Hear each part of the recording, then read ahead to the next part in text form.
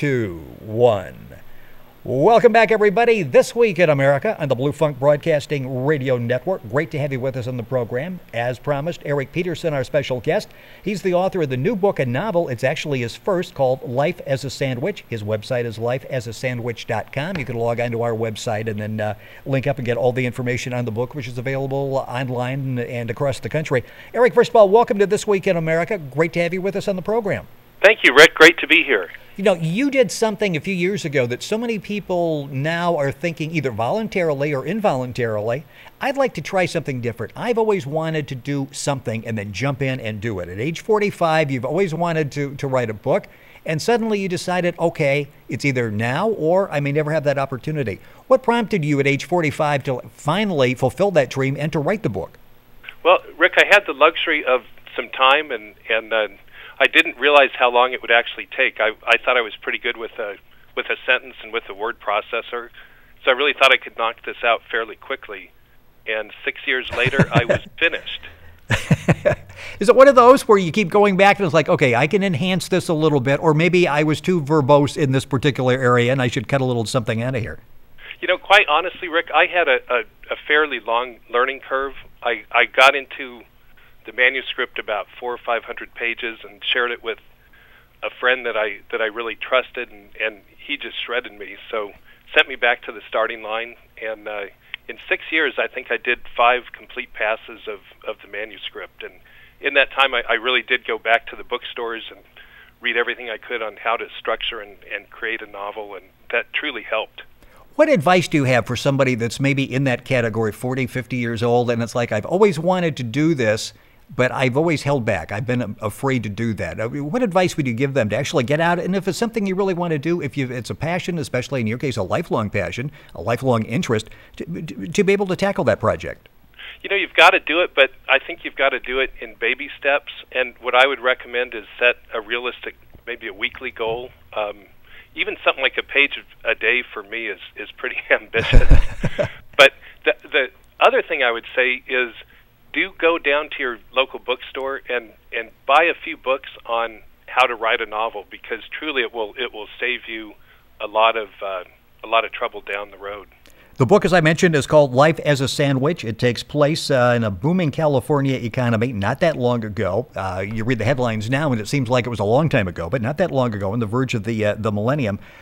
This is your first novel. What prompted you to, like, okay, this is going to be the story I'm going to tell? Why did you choose this story to tell for your first novel?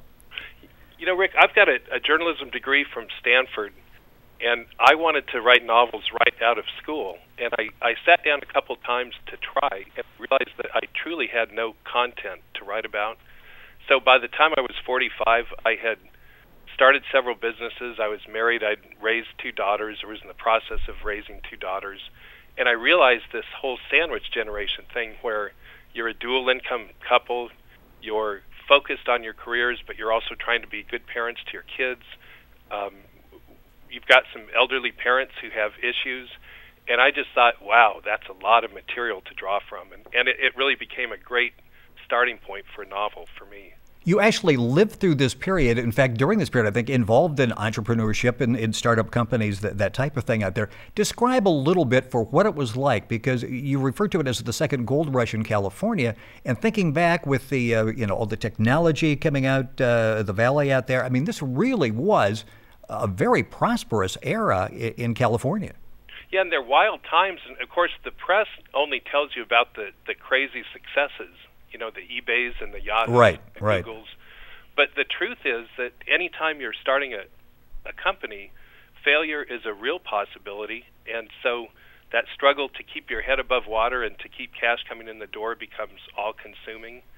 And that was another thing I wanted to explore, coming from the California culture, where being an entrepreneur was almost like being a rock star. I thought it would really be interesting to look at the flip side of that, which is what happens when things really melt down and things really go terribly wrong, and what's the toll that takes on a personal level. You're listening to This Week in America on the Blue Funk Broadcasting Radio Network, website thisweekinamerica.us. Eric Peterson is our guest on the program. He's the author of the book Life as a Sandwich. Very simple website to remember, lifeasasandwich.com. You can go to our website and log on to get the information. Tackles a lot of really important social issues. We mentioned the whole sandwich generation and the staggering number, about half of the baby boomers between 45 and 55 are taking care of aging parents as well as trying to raise their children.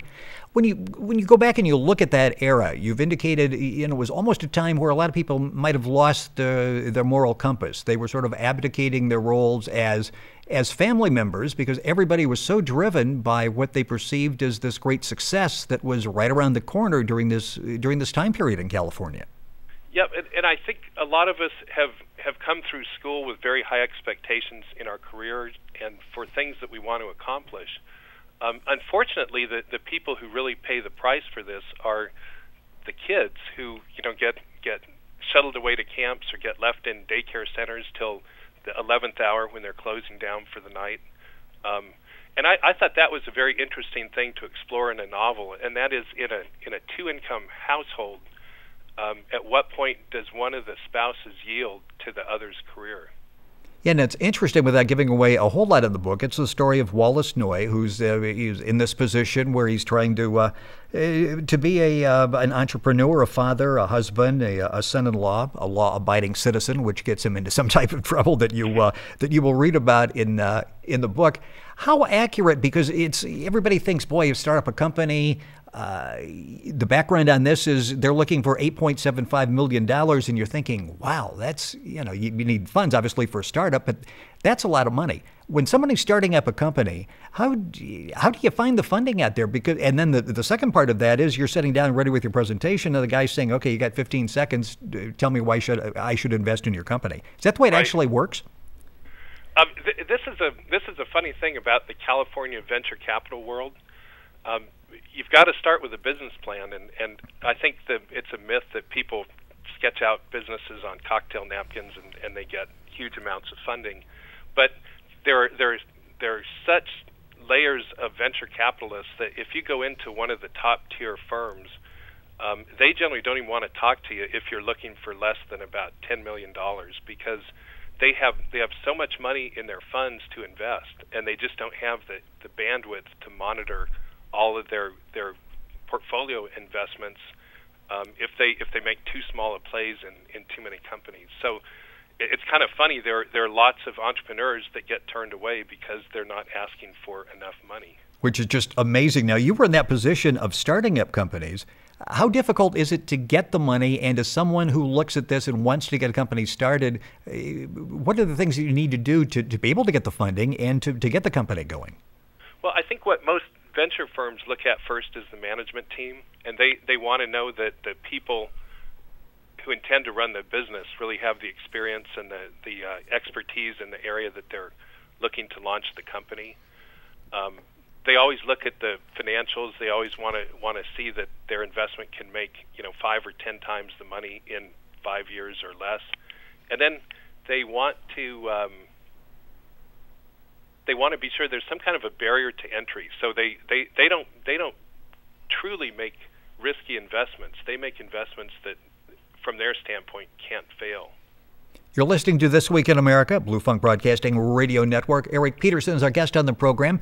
He's talking about startups because that's what he did. Decided a few years ago to write the novel, the book he's always wanted to write. It's called Life as a Sandwich. His website, very simple, lifeasasandwich.com. Let's talk about, I mentioned Wallace Noy is the main character in the book. Let's talk a little bit about what he's looking for, because it really goes back to capture the mentality of that era, which really wasn't that long ago. What is Wallace looking for in life? I think he is the true California golden boy who has done well, has been given the silver spoon, but he really wants to make his mark on the world. And through a family tragedy that occurs early in the book, he decides that it's time to go out and launch his startup company. And he's a true optimist, like most entrepreneurs are, and I've learned like most novelists are, because you've got to be optimistic that you're going to finish this 500-page. Yes. Well, it's interesting because he's feeling pressure. I mentioned what he was trying to do as an entrepreneur, a family man, that type of thing. Talk a little bit about the pressure that people in the sandwich generation feel. I think it's typical of what Wallace was going through. He's getting hit from all sides. Yeah, he's got a mother-in-law who is not happy that he has left a prosperous career. He has a wife who I made a flight attendant because flight attendants will go out on trips for 3 and 4 and 5 days at a time. So I thought that was an interesting dynamic because when Hannah, the wife, goes out of town, then Wallace is the sole caretaker for his 2 daughters, which means that he has to leave very critical business meetings early to pick the kids up from daycare, and he's got to get them food, and he's always out of cash, and he's got to deal with the daycare ladies who give him a hard time for always showing up late. So he's got a lot of family pressures just by virtue of being part of a 2-career family. Given your background, how much of this is actually somewhat autobiographical? I mean, you knew the characters.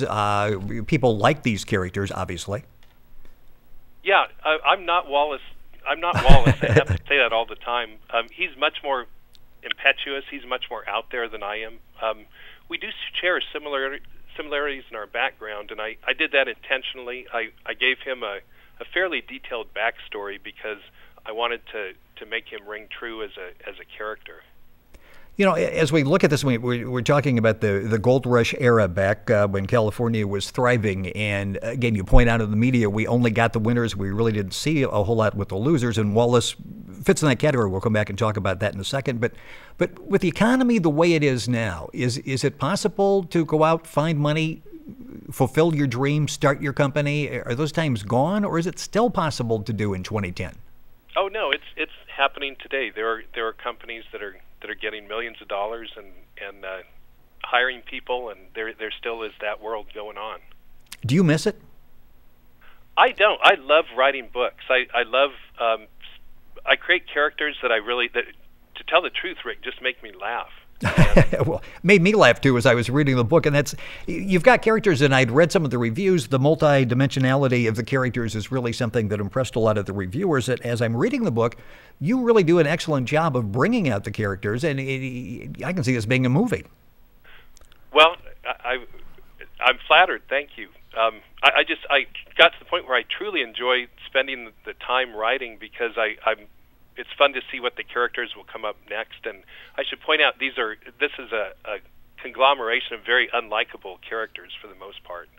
Yes, but to me that makes it very funny.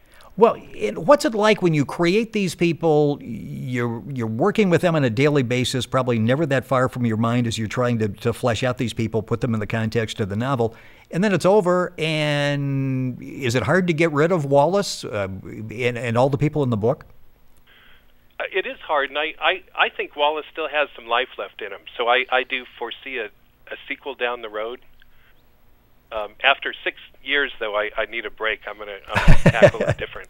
Well, you live in San Diego, so you can just go watch the ocean out there and the blue sky and enjoy that for a while.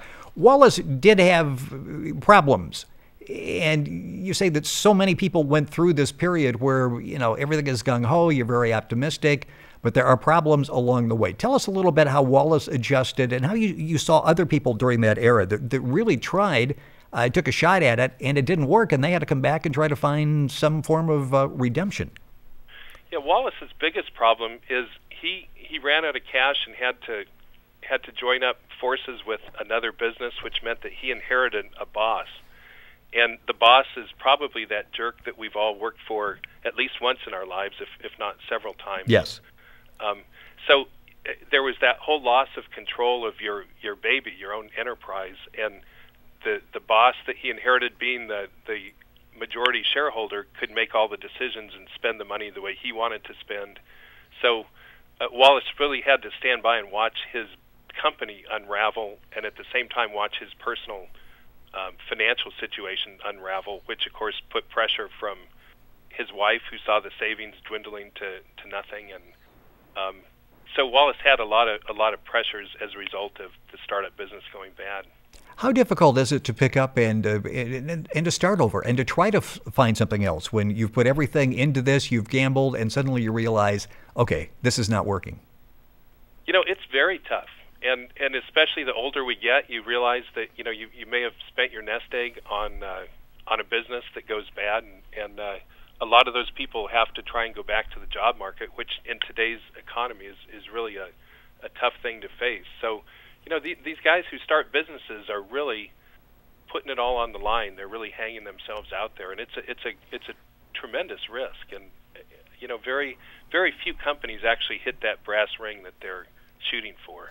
I've got only about 30 seconds here, but the whole premise is, life is a sandwich, the sandwich generation. You talk very eloquently about all the pressures on that. And I'm sure you talk to a lot of friends that are in that situation. Are people adjusting to the sandwich generation where it's like, whoops, I still have parents I have to watch out for? Well, I'm still trying to raise my kids and send them off to college. I think the easy answer, Rick, is that people are wearing a lot of hats and they're doing it poorly, at least in their own minds. So they try and be everything to everyone, and that's just a no-win situation. The book is called Life as a Sandwich, a novel. It was written by Eric Peterson. He's been our guest on This Week in America's website, lifeasasandwich.com. Ours is thisweekinamerica.us. You can go there, get all the information on Eric's book. Eric, thank you for joining us on the program. Thank you, Rick. I really enjoyed it. Thank you.